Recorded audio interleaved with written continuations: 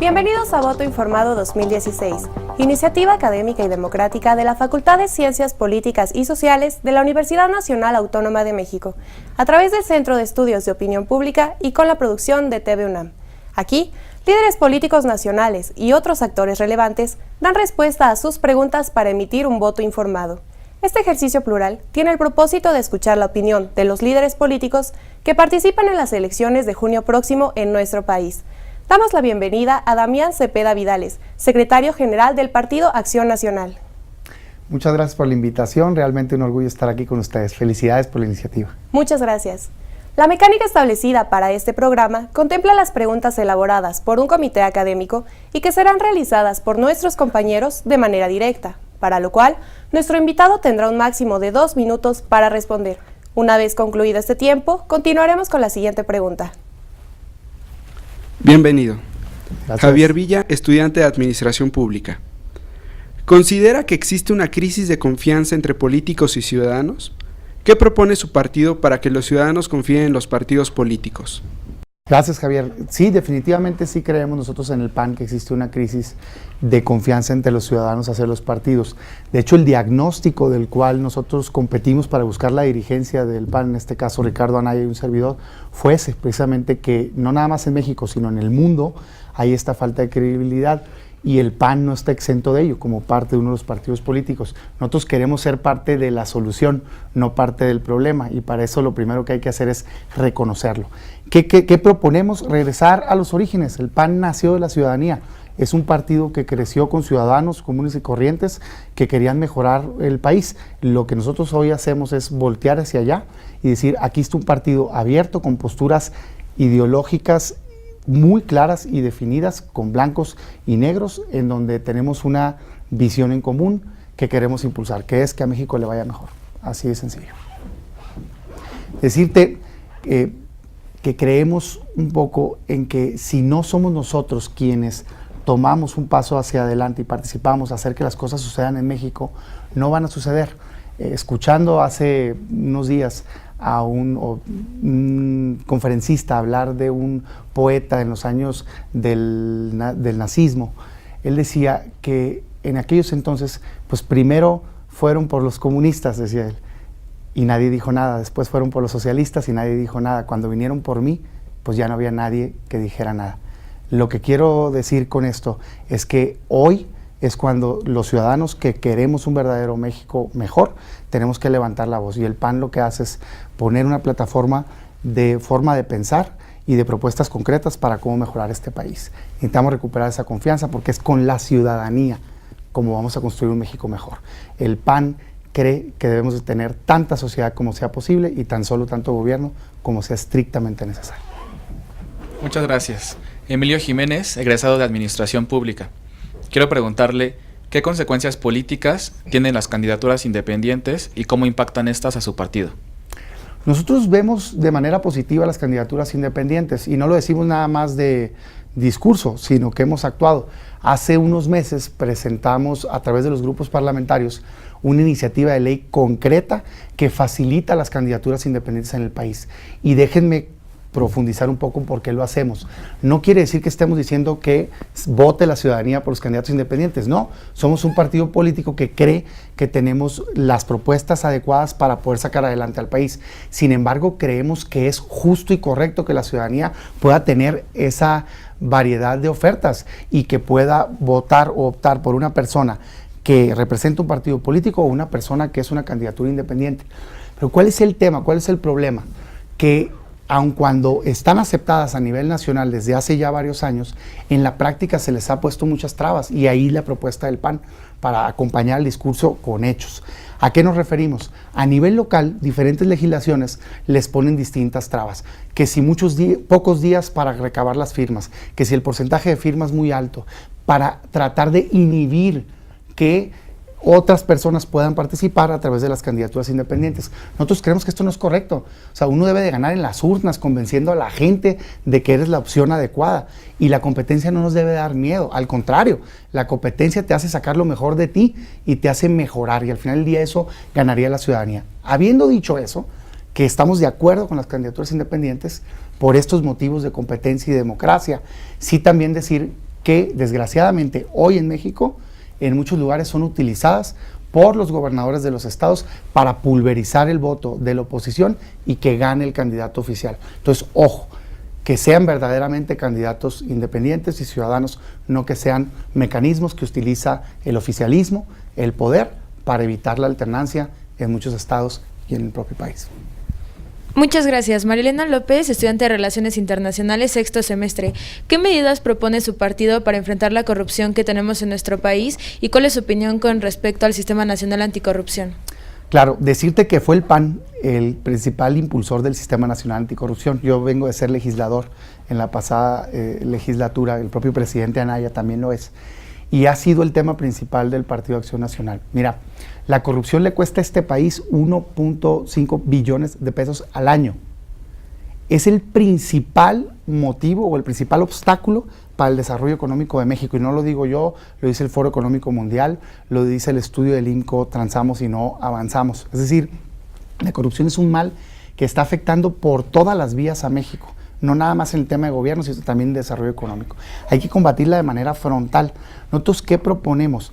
Las 7 leyes, primero una reforma constitucional que ya se dio, que hace un sistema nacional anticorrupción, no lo va a resolver el problema de corrupción una persona, lo resuelve un andamiaje institucional que haga que verdaderamente a quien comete un delito de corrupción lo pague con la cárcel, no con una sanción administrativa. ¿Qué es lo que estamos diciendo nosotros? Que no se debe de achicar esa reforma, que debemos ir por 7 leyes que incluyan todo el marco jurídico para que la persona que cometa un acto de corrupción lo pague. La diferencia principal entre lo que propone el PAN y en este caso, por ejemplo, el PRI, es que ellos buscan que sean sanciones administrativas y nosotros buscamos que quien comete un acto de corrupción se vaya directo a la cárcel. Y para eso necesitamos, como tema clave, tener un fiscal que verdaderamente sea autónomo. Ya logramos que el nombramiento del fiscal anticorrupción sea por 2/3 partes del Senado. Muy bien. Pero ahora necesitamos que esa fiscalía sea robusta en términos operativos y de autonomía técnica para que verdaderamente pueda ir y enjuiciar a el que cometió el delito. ¿Tú crees que un subordinado, como lo es hoy el secretario de la Función Pública, va a encontrar corrupción de su jefe? Nunca. Por eso no pasa nada en México a nivel municipal, a nivel estatal y a nivel nacional. El PAN quiere cambiar esa realidad y por eso impulsamos un sistema nacional anticorrupción. Gracias. Aline Cruz, estudiante de Relaciones Internacionales, sexto semestre. ¿Qué mecanismos propone y qué hace su partido para garantizar que no exista dinero ilícito en campañas en el interior de instituciones políticas? Gracias, Aline. Primero que nada, decirte un poco cómo, evidentemente estamos en contra de que exista dinero de procedencia ilícita en las campañas políticas y nos tomamos el tema muy en serio. Tiene 2 maneras de ingresar recursos a una campaña política. Por un lado, las prerrogativas, te las da pues con un cálculo que se hace por ley, te las entrega la autoridad electoral y pues eso ahí no tienes un riesgo de que ingrese dinero de procedencia ilícita. La segunda vía son aportaciones tanto de militantes como de simpatizantes y ahí es donde pudiera haber un riesgo. Lo que nosotros decimos es primero tener completamente identificado el origen y la procedencia del recurso que está siendo ingresado a las campañas del Partido Acción Nacional y por supuesto que no aceptamos ningún tipo de aportación que tenga a una persona que sea sujeta a algún procedimiento, que se sospeche o que sea parte de la delincuencia organizada. Los mecanismos que te pueden ayudar más para dar un paso hacia adelante son: hoy en día se permite tanto la transferencia de recursos como las aportaciones a especie. Obviamente con transferencias bancarias tienes mucho más regulado del origen del recurso y eso te permitiría hacer pues con mayor profundidad un seguimiento de dónde viene el recurso. Entonces, en términos concretos, decirte que por supuesto que el PAN está en contra de recibir dinero de procedencia ilícita y segundo, que creemos que la fiscalización del origen del recurso es la manera de evitarlo. Gracias. Ulises Rentería, Ulises. Administración Pública en la Facultad de Ciencias Políticas y Sociales de la UNAM. ¿Qué propone su partido para abatir los altos niveles de pobreza, discriminación y violencia en las comunidades y pueblos indígenas? Bueno, primero que nada decirte que en términos generales las políticas de combate a la pobreza pues son importantes para el país. Marcadamente, si tú agarras un mapa del país y cruzas poblaciones o zonas con población indígena con las zonas de alta marginación, te vas a encontrar desgraciadamente un cruce muy alto. ¿Qué creemos nosotros que debe ser la atención? Debe ir, como la mayoría de los problemas de fondo, en un análisis multifacético. Por un lado, necesitamos invertir en infraestructura para los servicios básicos, llámese pues agua, drenaje, en fin, todos los servicios que debe tener una comunidad para tener un primer piso de bienestar. En segundo, sin duda, la herramienta más importante para el combate a la pobreza se llama educación. Necesitamos promover que en esas comunidades y en las zonas con las poblaciones indígenas exista el acceso adecuado a la educación. Tercero, el tema de los servicios de salud, que sigue siendo un tema de salud. Y cuarto, el tema quizá ya más de fondo, de largo plazo, en el sentido de poder ayudar a esta persona que ya le pusiste esa infraestructura, que ya aseguraste que tenga acceso a una cobertura educativa y a cobertura de salud, pues una fuente de empleo adecuada. Pero ojo, tenemos que cuidar que en muchas ocasiones, y esto no nada más aplica para las poblaciones indígenas, sino para los niveles de pobreza en el mundo, ni siquiera nada más en México, se necesita una acción subsidiaria antes de poder ofrecer la oportunidad de empleo, es decir, ayudar a que esa persona pueda tener condiciones para integrarse en la vida laboral. Hay personas que no tienen acta de nacimiento, hay personas que no tienen CURP, hay personas que no tienen la capacitación mínima básica para poder tener un empleo. Ahí es donde debe entrar el Estado, de una manera subsidiaria, y ofrecer una oportunidad de empleo para el desarrollo de las poblaciones indígenas y de pobreza en general. Si me preguntaras en términos de pobreza en general, contestaría lo mismo. Gracias, secretario. Eduardo Bernal, de la carrera de Relaciones Internacionales, cuarto semestre. Naciones Unidas estableció que en México existen violaciones sistemáticas de los derechos humanos. ¿Qué propone su partido para evitar dichas transgresiones? Mira, de nueva cuenta es un tema que tiene varios factores. Las propias Naciones Unidas han hecho recomendaciones muy puntuales al país en materia de derechos humanos. Quiero decirte y reconocer que hace unos años apenas se hizo una reforma constitucional en materia de derechos humanos que fue muy positiva para el país. Básicamente nos pone o nos homologa a lo que los tratados internacionales establecían que teníamos que tener en derechos humanos. Sin embargo, como en la mayoría de los temas de relevancia o de fondo, pues una reforma legal no es suficiente si no se implementa acciones para llevarlo a cabo. Marcadamente hay un tema que la ONU hace énfasis y que yo quisiera hacerlo también, que es el tema relacionado con violaciones de derechos humanos y seguridad pública en el país. ¿Qué ha venido pasando? Que el gobierno ha sido completamente ineficaz para atender el problema de seguridad pública, no le ha brindado ese servicio a la ciudadanía, ya han entrado las fuerzas militares en muchas zonas a hacer las veces de labores de seguridad pública, que no es su función principal, que ahí hay todo un marco jurídico que regular. ¿Qué ha venido pasando? Se han incrementado los señalamientos de violaciones de derechos humanos. Entonces, lo que tenemos que garantizar como una de las medidas para evitar estas violaciones sistemáticas de derechos humanos en el país son los mecanismos de vigilancia, de supervisión, de la participación de las fuerzas, tanto civiles de seguridad pública como las Fuerzas Armadas ahí. Eso en tema de, digamos, de prevenir, ¿no? El tema. Y si ya sucedieron, el tema se llama impunidad. Lo que pasa en este país es que se cometen delitos y nadie hace nada y no pasa nada. Meten las denuncias y no se actúa. En ese rango, pues hay dos vías que valorar. Una, todo lo que tiene que ver con ejército, que te repito, creo que la propuesta debe ser un nuevo marco jurídico que regule la participación de las Fuerzas Armadas en labores de seguridad pública. Y dos, la autonomía real de la Procuraduría. Por eso nosotros impulsamos y se aprobó ya una reforma constitucional para que sea autónomo el fiscal. Muchas gracias. Belén del Carmen, de la Facultad de Ciencias Políticas y Sociales, de la carrera en Ciencia Política. ¿Qué propone su partido para lograr la inclusión laboral y social de las personas con alguna discapacidad? Bueno, pues un tema muy importante. Déjame también dividir la respuesta. Primero, hay acciones que ya se están tomando. En la pasada reforma laboral, me tocó a mí ser legislador cuando se aprobó, se incluyeron algunas disposiciones normativas para la inclusión de personas con discapacidad. Te pongo un ejemplo de los temas que estuvimos valorando en su momento. El hecho de que empresas de tal tamaño, de determinado tamaño, tengan que tener ya por ley las instalaciones adecuadas para que puedan laborar personas con discapacidad en las empresas. Pero yo siento que es un tema que camina por dos vías, por la vía institucional, legal, y por la vía de, digamos, que el valor o la conciencia social. Por la vía institucional, este tipo de medidas. Decirte que en muchos estados ya existen incentivos fiscales y en donde no se deben de promover, como por ejemplo que en el impuesto sobre nómina que pagan las empresas se pueda hacer algún tipo de incentivo fiscal para aquellas que contratan personas con discapacidad y que son incluyentes. Todas esas vías creemos nosotros que son adecuadas, todo lo que sean incentivos para que las empresas los contraten. Sin embargo, no debo dejar de decirte que no basta. Tiene mucho poder el que fomentemos que a través de la propia asociación privada, de las propias empresas, como ya hay muchos movimientos a nivel nacional y a nivel local, las empresas mismas promuevan la inclusión y que entiendan lo que han entendido países desarrollados, que ser una empresa socialmente responsable es positivo incluso para el propio desarrollo de la empresa. Y en ese marco creemos nosotros que pueden entrar las personas con discapacidad. Y un último punto es el propio gobierno. El gobierno tiene que poner el ejemplo. Si estás pidiendo que las empresas incluyan a personas con discapacidad en su planta laboral, tú mismo pon el ejemplo y incluye porcentajes adecuados de personas con discapacidad trabajando en puestos del gobierno. Debo decirte que desgraciadamente, como muchas cosas en México, ya hay leyes de esto y muy pocos estados lo cumplen. Gracias. Denise Maldonado, estudiante de sexto semestre de Ciencia Política en la UNAM. Ante la situación de violencia y represión que enfrentan los periodistas en el país, ¿qué propone el partido para garantizar su libertad de expresión?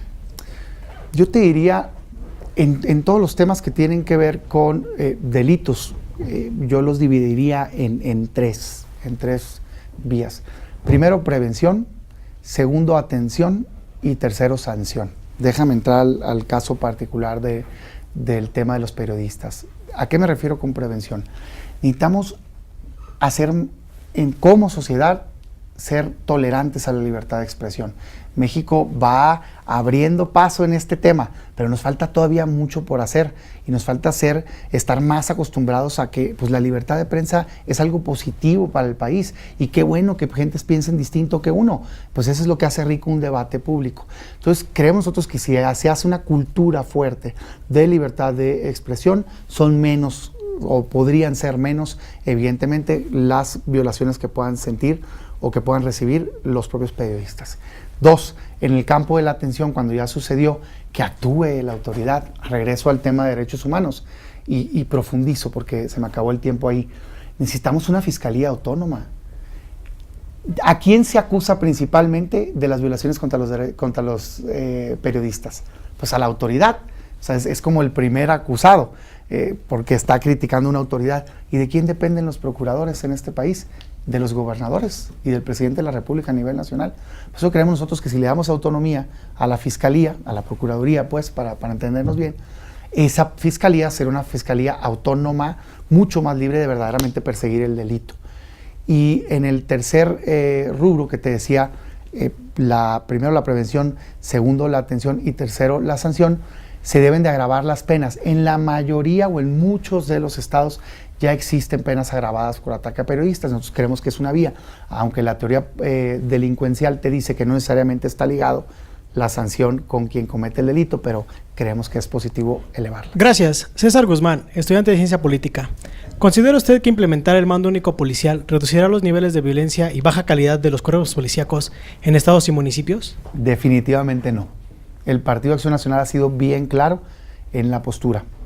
Se ha querido tergiversar lo que el PAN y los anteriores gobiernos de extracción panista propusieron al país. La realidad de nuestra postura es la siguiente.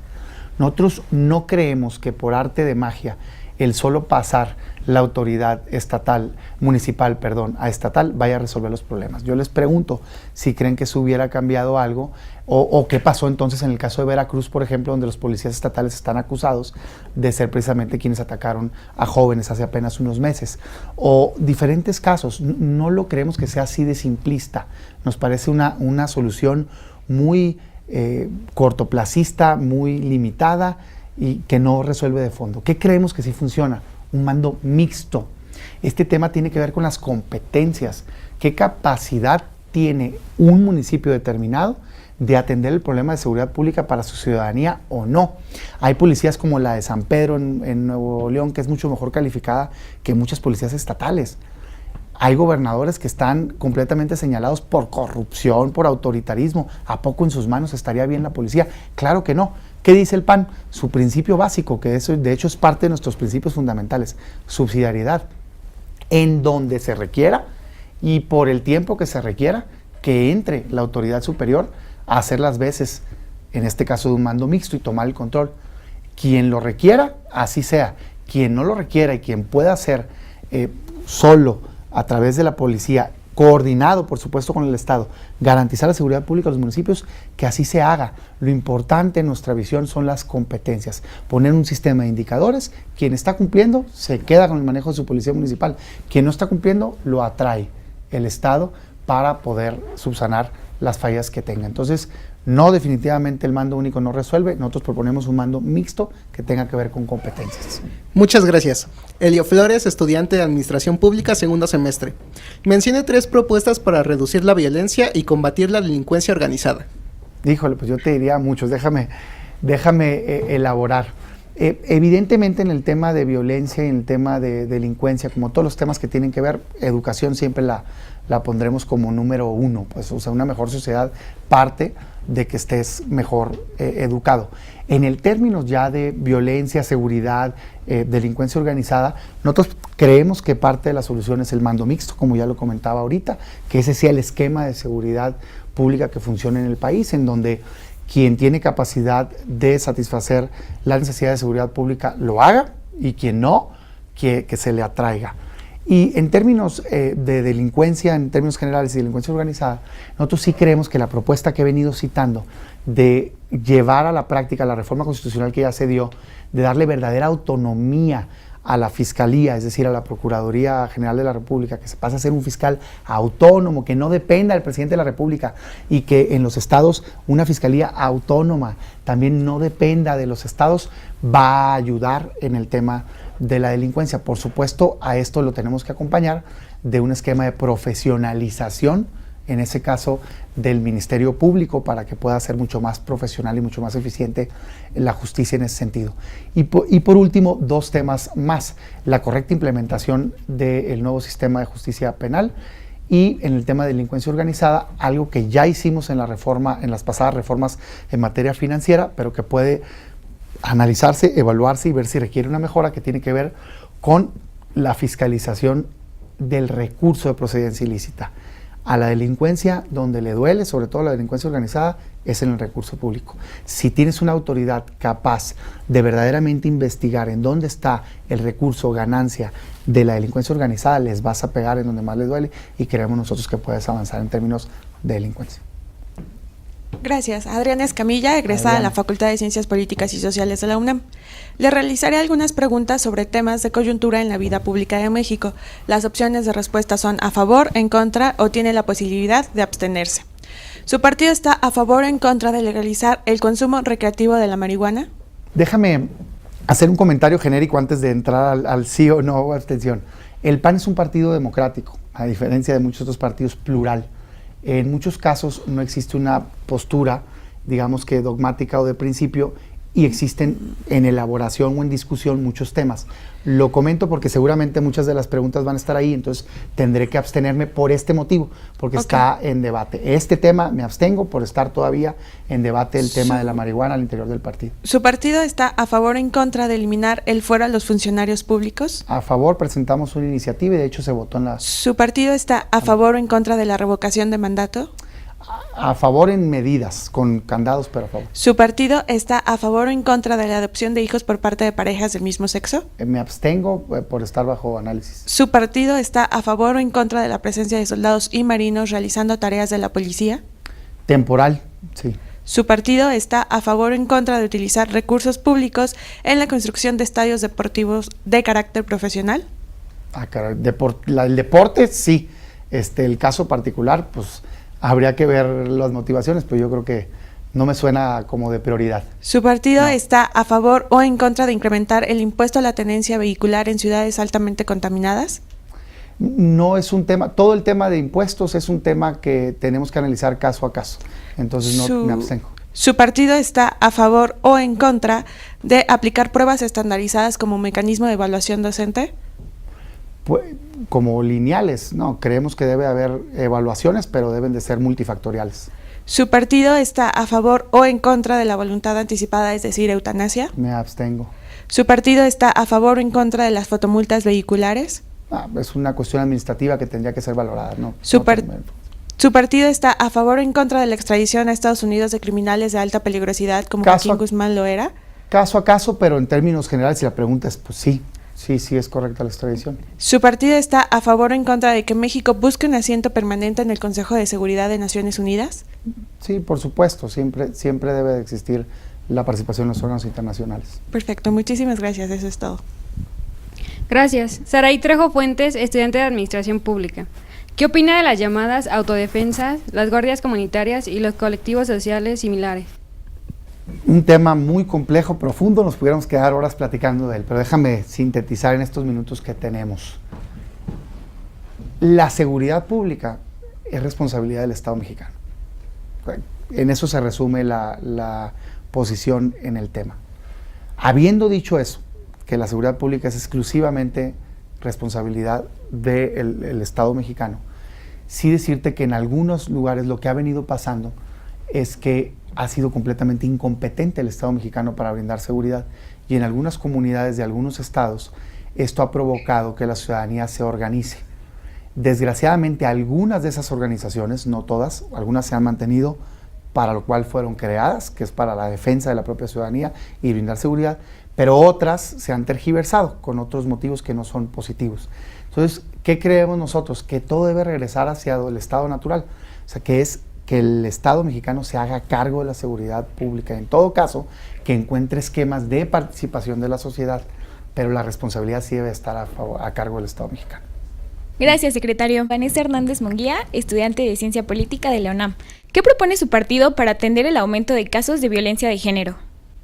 Violencia de género, similar a lo que compartí ahorita en el tema de violencia de los periodistas, lo divido en tres, a eso me refiero con similar, por supuesto que son casos completamente distintos. Prevención, atención y sanción.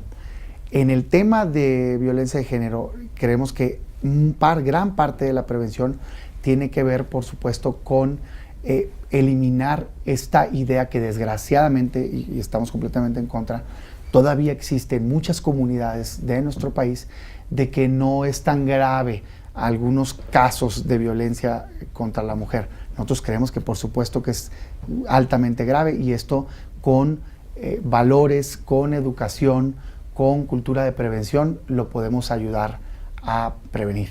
Entonces, mucho en el lado de la prevención. Segundo, es un tema de atención. Yo otra vez vuelvo al tema de impunidad. O sea, que verdaderamente sí se ha catalogado, por ejemplo, en el caso de feminicidios, si me permites ejemplificar, como feminicidios aquellos delitos que se den con esas características. Creemos que, ¿qué pasa? Que en muchos lugares los delitos, la violencia contra la mujer, pues simplemente no tiene seguimiento, y volvemos al eterno problema o al tema de que la impartición de justicia no es verdaderamente expedita en este país. Y el tercero tiene que ver con la sanción, y de nueva cuenta, en muchos estados ya existe el agravante cuando hay delitos de violencia de género. Nosotros creemos que esto es positivo, que aunque no quisieras llegar a ese extremo, porque lo que quieres es que en el primero de las etapas, en la de la prevención, acabar este problema y pudiéramos erradicar o cuando menos disminuir al máximo la violencia de género, pues si llega a suceder, que tenga una consecuencia y que tenga una atención adecuada con psicólogos, con personal calificado, porque muchas veces llega la persona sujeto de delito y no es atendida correctamente. Gracias, Damián. François Dergal, estudiante de Ciencia Política. Francisco. François Dergal. François. Mucho gusto. Estudiante de Ciencia Política, cuarto semestre. ¿Qué proponen para garantizar la correcta implementación del nuevo sistema penal acusatorio, particularmente los juicios orales? Es un tema que en lo personal me apasiona. Fui presidente de la Comisión de Justicia en mi estado y aprobamos ahí el Código de Procedimientos Penales a nivel local. El nuevo sistema es quizá una de las reformas más relevantes que ha tenido el sistema de justicia penal desde la propia creación de la Constitución. O sea, realmente fue una reforma de fondo. Sin embargo, tiene una serie de retos de implementación. Yo te destacaría 4. El primero tiene que ver con la homologación normativa, ahí avanzamos, Código Nacional de Procedimientos Penales, la mayoría de los estados en la misma sintonía, pero existen otros retos para poderlo implementar. Un segundo reto es la capacitación al personal que lo va a implementar. En este nuevo sistema, el rol del policía, el rol del Ministerio Público, el rol de los diferentes actores del sistema de justicia es mucho más relevante y necesitas capacitarlos. A los defensores de oficios, a los ministerios públicos, a los jueces, a todos los que intervienen en el sistema de justicia penal. Capacitación que no va muy acorde a los tiempos que tiene implementación el sistema de justicia penal. Tercero, es un tema de infraestructura. Déjame ejemplificar. Estos nuevos esquemas de juicios orales son públicos, en donde está quien acusa y está quien defiende y está el juez y está el público, porque son audiencias públicas cuando ya llega a ese punto. Hoy los juzgados, la mayoría, no tiene capacidad física para recibir ese tipo de esquema de juicio. Entonces necesitas inversión en infraestructura. Y por último, necesitas que funcionen muy bien lo que se llaman las salidas alternas. Si no te pasa que es una puerta giratoria donde queda la sensación de que mucha gente se queda sin que los castiguen, porque este sistema, para que funcione, 9 de cada 10 casos que se tratan tienen que salir por un convenio de reparación de daño, por una aceptación y un juicio abreviado, por una mediación, por justicia restaurativa, porque si no se satura y no lo pueden desarrollar los jueces. Entonces es un tema integral que requiere eso México. Muchas gracias. Angelina Negrete, Administración Pública en la UNAM. De acuerdo a cifras del Banco Mundial, nuestra balanza comercial ha sido deficitaria en los últimos 25 años, con excepción de 4 meses durante ese lapso. ¿Qué propone su partido para convertir a las exportaciones en motor de crecimiento constante? Déjame tocar un tema que para nosotros es fundamental en el PAN y que tiene que ver con todos los temas económicos. Seguramente si hay otras preguntas económicas, ahí voy a enfatizar. Nosotros creemos que la política fiscal en el país está equivocada. La reforma fiscal para nosotros fue tóxica y tiene una visión completamente distinta a lo que promueve el desarrollo económico. Tienes varias maneras de hacerte dinero. Vamos a suponer, sin conceder, que requiere más dinero el gobierno. Y digo suponer porque tiene más dinero que nunca. Tiene más de 4.7 billones de pesos al año. Jamás ha tenido tanto dinero.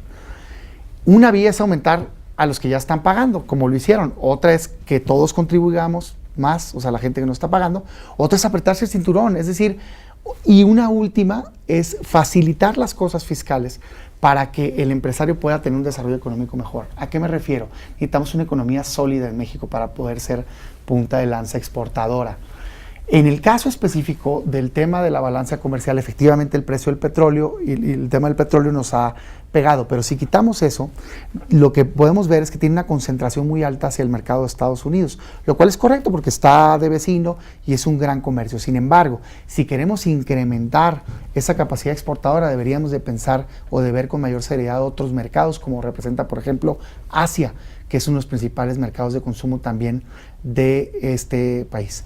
Por último, fortalecer la inversión directa, extranjera o la propia privada, en la industria exportadora. ¿Qué es lo que nos ha sacado adelante ante estas caídas? La industria automotriz principalmente. La industria automotriz, la aeronáutica, son industrias que generan mucho desarrollo. O sea, puedes ir creciendo como en polos de desarrollo y comprando productos locales que a su vez se insertan en la cadena de producción y eso te genera una derrama económica más grande. Habríamos de fomentar mayor inversión en la industria enfocada a la exportación. Esa es la opinión del partido en el tema de exportación.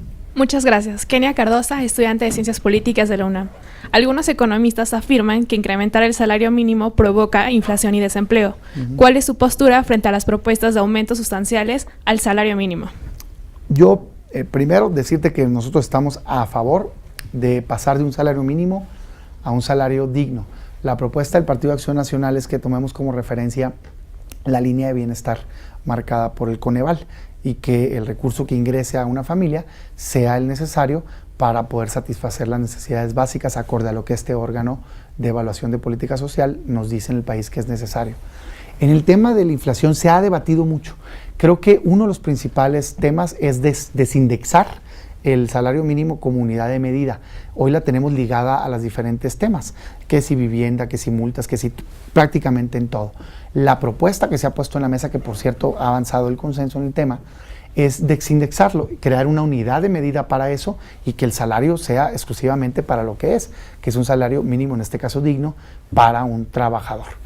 Otro tema relevante en este tema es que hay que estar claros entre lo que es el salario mínimo, que es el mínimo que debe tener un trabajador, a el salario promedio real en México. Hoy el salario promedio real en México es por mucho superior al salario mínimo. Entonces, esta idea de que al subir en automático le impacta a todos y por lo tanto habría un crecimiento escalonado y un impacto muy fuerte inflacionario, nosotros no la compartimos de esa manera. Por lo que te comenté, desindexar, tener como referencia el salario real promedio del trabajador de Seguro Social, que es mucho más alto, y por supuesto buscar que estén arriba de la línea de bienestar. Esa es nuestra opinión al respecto. Estamos a favor de un salario digno y no creemos que tenga los impactos que se han señalado.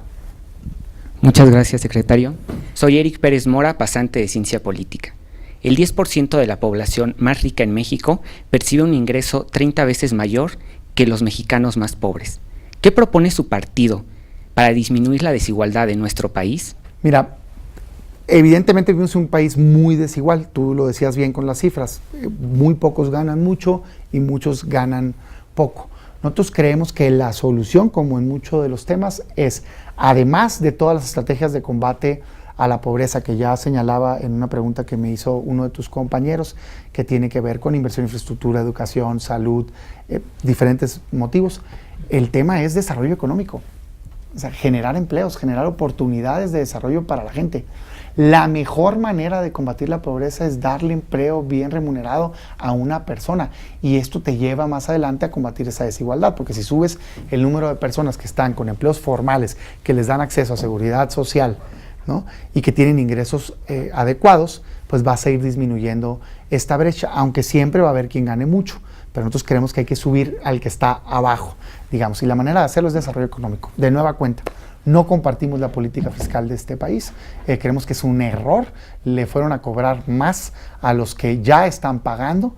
Más del 50% de la gente en este país no paga impuestos, o sea, trabaja y no paga impuestos, está en la informalidad. Sería mucho más sensato el poder ampliar la base de contribuyentes o, en su caso, fíjate lo que voy a decir, en lugar de subir impuestos, bajarlos. ¿Para qué? Para fomentar la inversión y por lo tanto generar más desarrollo y por lo tanto generar más empleos y por lo tanto disminuir la brecha de desigualdad. Desarrollo económico para nosotros es la economía lo que tiene que mejorar en el país para poder mejorar la brecha de desigualdad.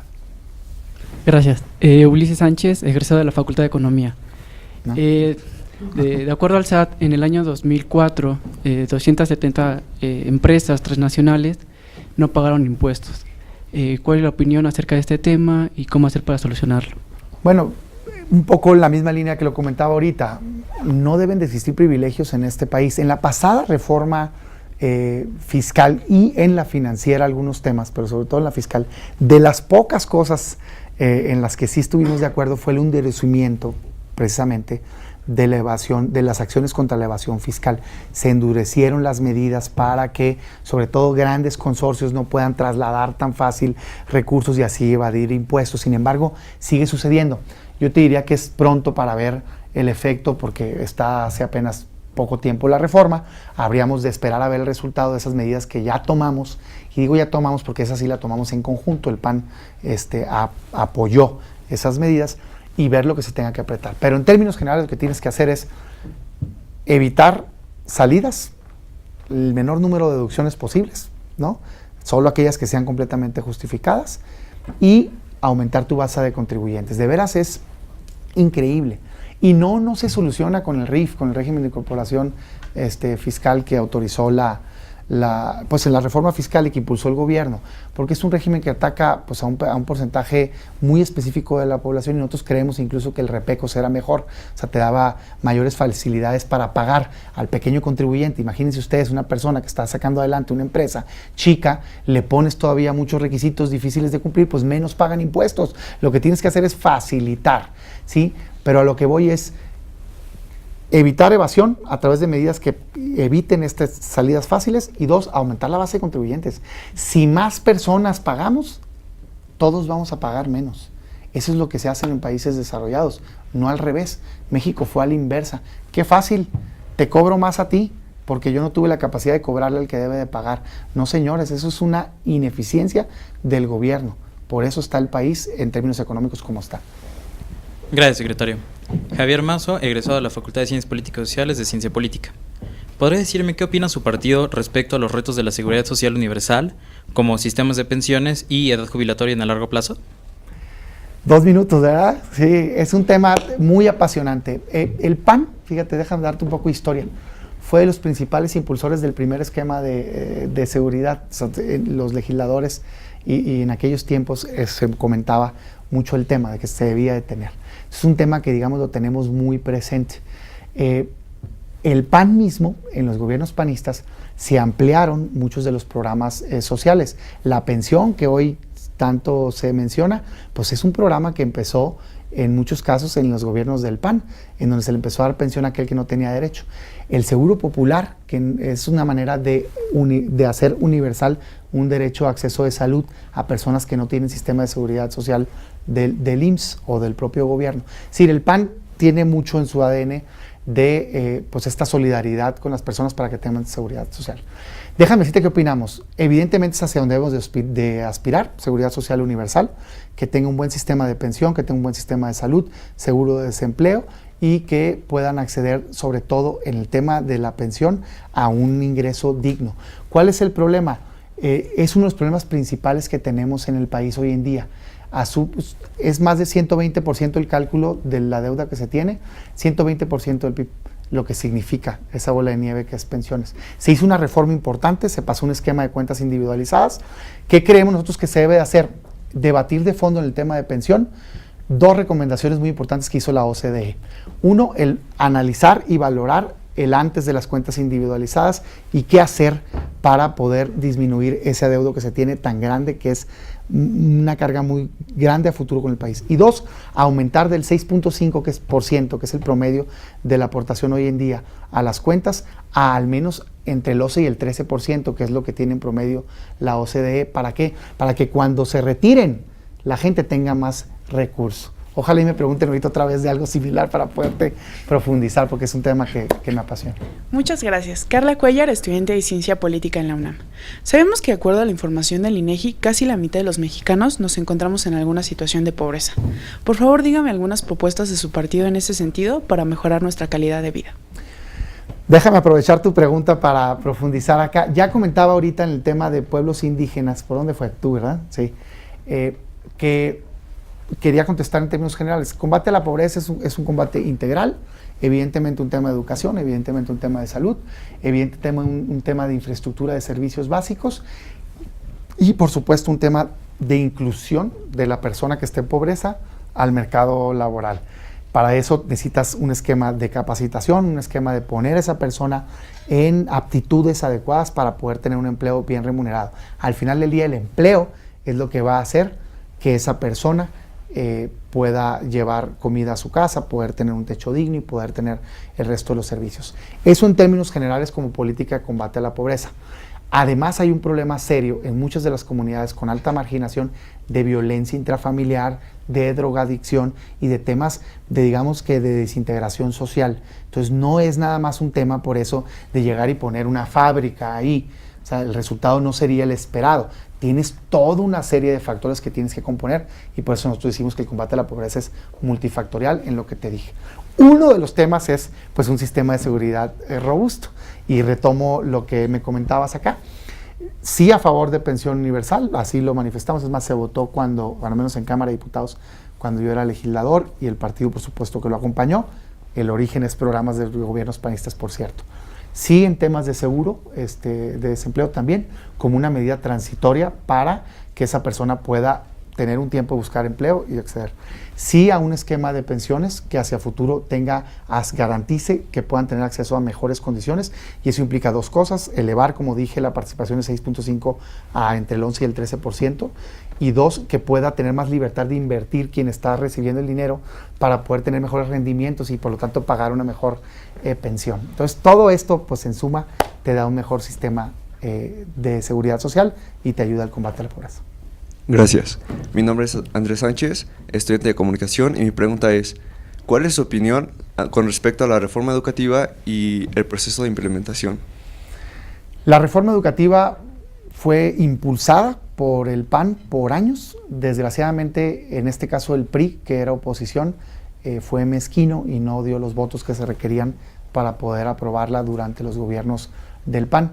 Nosotros lo que dijimos cuando fue al revés, cuando hoy que es gobierno el PRI, que se pone en la mesa una serie de reformas estructurales, que por cierto tenía décadas el país sin tener tantas reformas tan de fondo, pues no podemos comportarnos de igual, porque el compromiso es con México, no es con un gobierno u otro. Y por eso apoyamos la reforma educativa que impulsamos por años.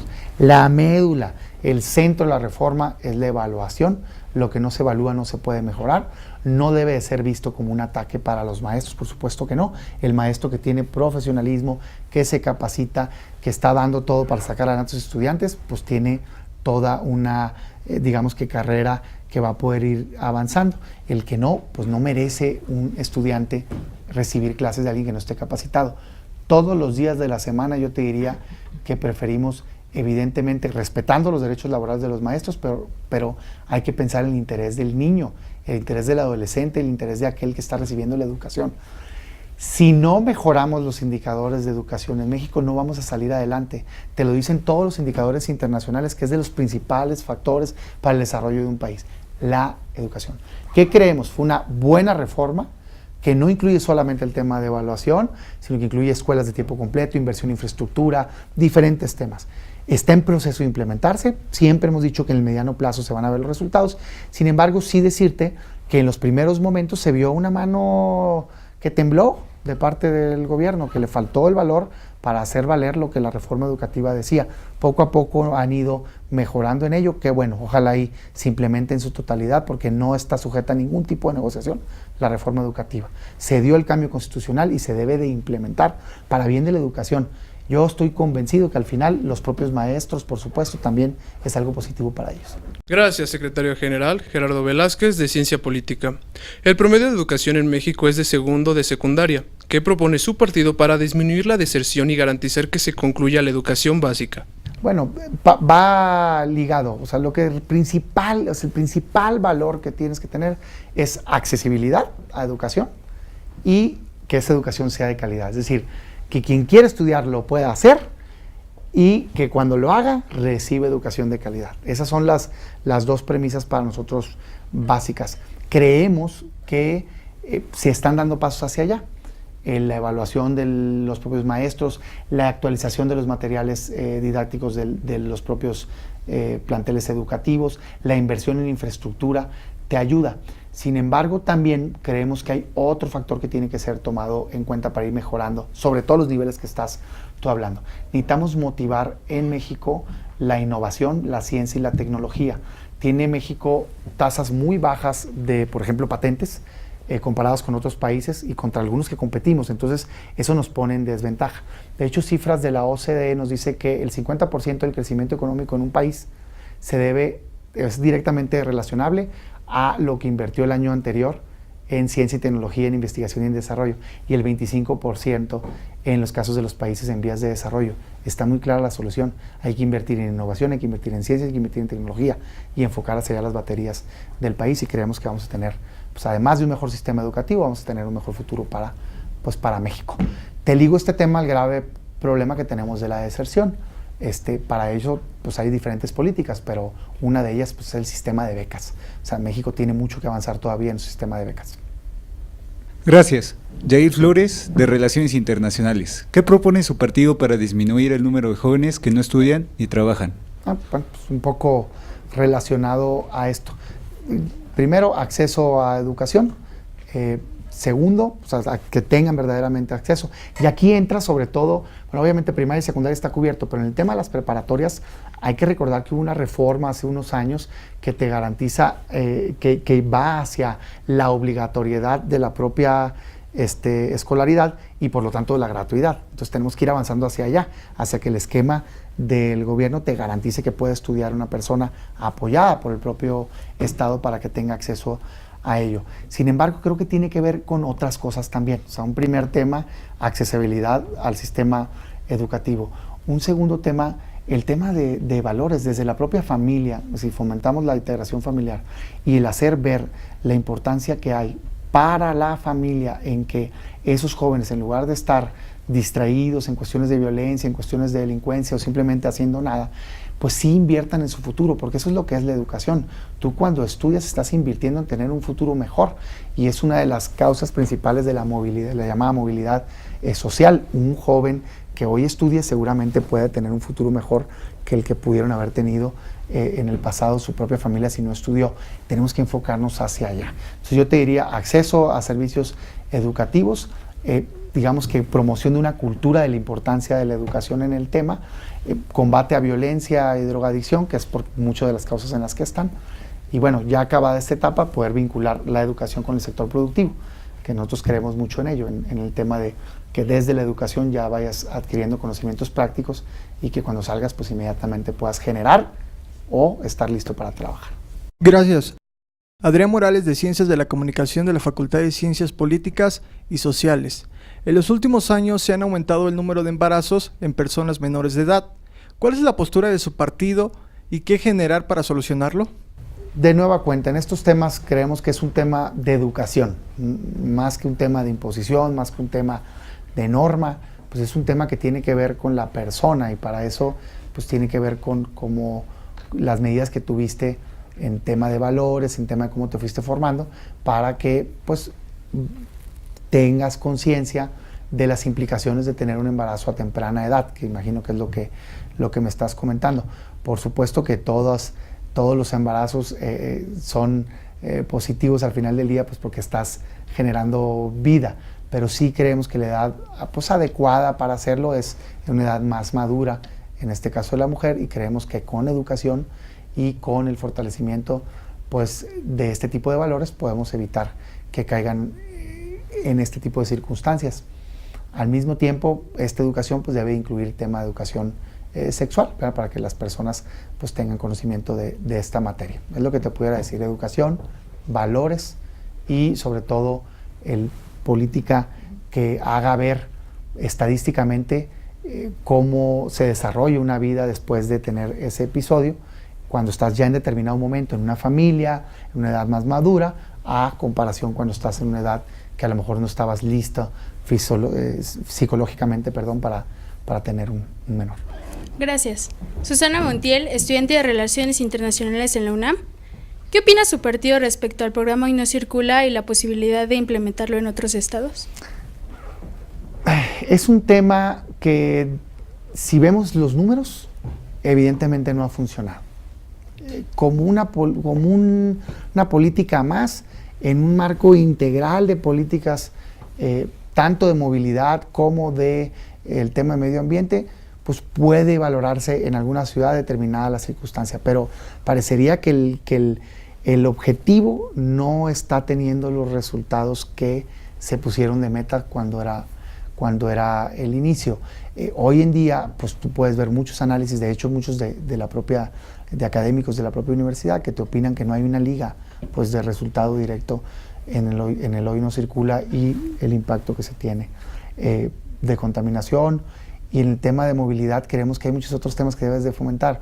Yo les pongo un reto: agarren una bicicleta, por ejemplo, en la Ciudad de México, y traten de llegar de un punto a otro punto, y te vas a encontrar con que las ciclovías pues no están verdaderamente conectadas, no están hechas de manera eficiente. Creemos nosotros que se debe de privilegiar el transporte público, utilizando pues medios que no contaminen tanto el autobús, por supuesto Metrobús, como el esquema del metro, y muchas otras maneras que ciudades avanzadas han adoptado. Entonces, en resumen, definitivamente es una política que no está teniendo los resultados adecuados y que cuando menos no es suficiente, es insuficiente. Axel Bala, estudiante de Ciencia Política de sexto semestre en la UNAM. Para finalizar, ¿por qué los jóvenes deberíamos de votar por tu partido? Bueno, muy buena pregunta. Yo creo que el PAN representa, o el PAN en el que nosotros entramos, y el plan que estamos queriendo impulsar, representa valores. Es un partido que nace desde la sociedad y que está pensando en el largo plazo. Fíjate, nuestro fundador, estaba leyendo hace unos días unas cartas que se intercambiaba nuestro fundador Manuel Gómez Morín con Vasconcelos en su momento, y él le decía que el país necesitaba un grupo de personas selecto que tuvieran claro que el trabajo constante, día a día, y el esfuerzo es lo que iba a darle resultados a México. Es decir, nosotros pensamos, dice nuestro fundador, en una brega de eternidad, no en temas momentáneos. El PAN está hecho para pensar a largo plazo. Nosotros lo que ofrecemos es un partido que tiene como valores la subsidiariedad, que tiene como valores el bien común, que tenemos como banderas principales la honestidad y la transparencia. Somos un grupo de individuos, como individuos cometemos errores, y yo no digo que no se hayan cometido errores por individuos que pertenezcan al PAN en el pasado, pero la institución, sin duda alguna, es el partido más democrático de México y es el partido que está impulsando verdaderamente el combate a la corrupción, la honestidad y la transparencia. Además, es el partido que trajo estabilidad económica a este país, porque ahí están los datos, no los digo yo. Este gobierno nos tiene creciendo a la mitad de lo que estábamos creciendo al final del sexenio de los gobiernos panistas. El PAN es un partido que busca el desarrollo, que busca el combate a la corrupción y que busca las libertades. Yo por eso les diría que es la mejor opción para gobernar México. Muchas gracias, secretario, por habernos acompañado en Voto Informado el día de hoy. Muchas gracias a ustedes y déjenme felicitarlas porque tienen un excelente programa, me gustó mucho la integración y creo que están haciendo una gran labor comunitaria para la sociedad. Muchas gracias. Gracias a usted. Agradecemos su visita a este foro universitario y el habernos acompañado en Voto Informado 2016, un esfuerzo de la Facultad de Ciencias Políticas y Sociales de la Universidad Nacional Autónoma de México, una producción de TV UNAM con apoyo del Instituto Nacional Electoral, la Dirección General de Televisión Educativa de la Secretaría de Educación Pública y el Sistema Público de Radiodifusión del Estado mexicano. Pueden consultar nuestra plataforma multimedia en votoinformado.unam.mx. TV UNAM agradece a ustedes el honor de su atención.